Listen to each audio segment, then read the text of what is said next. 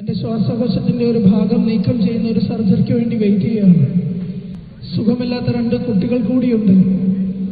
എൻ്റെ പാട്ടുകൾ കേൾക്കുമ്പോൾ നിങ്ങൾ എന്തെങ്കിലും ചെറിയൊരു സഹായം തരണമെന്ന് വിനീതമായി അഭ്യർത്ഥിക്കുകയാണ്.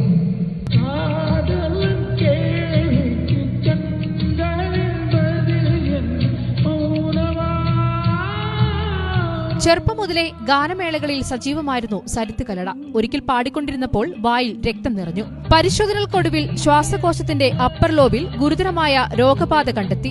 കഴിഞ്ഞ 1.5 വർഷമായി ചികിത്സയിലാണ്. ഭാരപ്പെട്ട പണിയെടുക്കാനുള്ള ആരോഗ്യമില്ലാത്തതിനാൽ തെരുവിൽ പാട്ടുപാടിയാണ് നിത്യചെലവിനുള്ളത് കണ്ടെത്തുന്നത്. ശ്വാസകോശത്തിന്റെ അപ്പർ ലോബ് ബ്ലഡ് വൊമിറ്റ് ചെയ്ത് നഷ്ടപ്പെട്ടിരിക്കുകയാണ്. 1 വർഷമായി ഞാൻ ട്രീറ്റ്മെന്റിലാണ്. പക്ഷേ ഇതുവരെയും എനിക്ക് സർജറി ചെയ്യുവാനുള്ള സാമ്പത്തികം കണ്ടെത്താൻ കഴിഞ്ഞിട്ടില്ല. എനിക്ക് സുഖമില്ലാത്ത 2 കുട്ടികൾ കൂടിയുണ്ട്. ബ്രെയിൻ സംബന്ധമായി സുഖമില്ലാത്ത ഒരു മകനും ഹൈപ്പർ ആക്ടിവിറ്റി സിൻഡ്രോമിന് ചികിത്സിക്കുന്ന ഒരു മകനും എനിക്കുണ്ട്.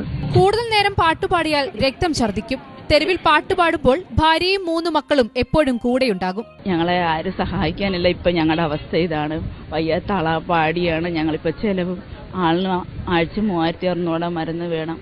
ഞങ്ങളിപ്പം മഴയായാലും ഇങ്ങനെ ഇറങ്ങി വന്നത് ഞങ്ങൾ പട്ടിണിയാവും മക്കളും. പാട്ടുപാടി കിട്ടുന്ന തുക വാടകയ്ക്കും ഭക്ഷണത്തിനും മാത്രമേ തികയൂ. സരിത്തിന്റെ ജീവിതവും പാട്ടും തിരിച്ചുപിടിക്കണമെങ്കിൽ നമ്മളും സഹായിക്കണം.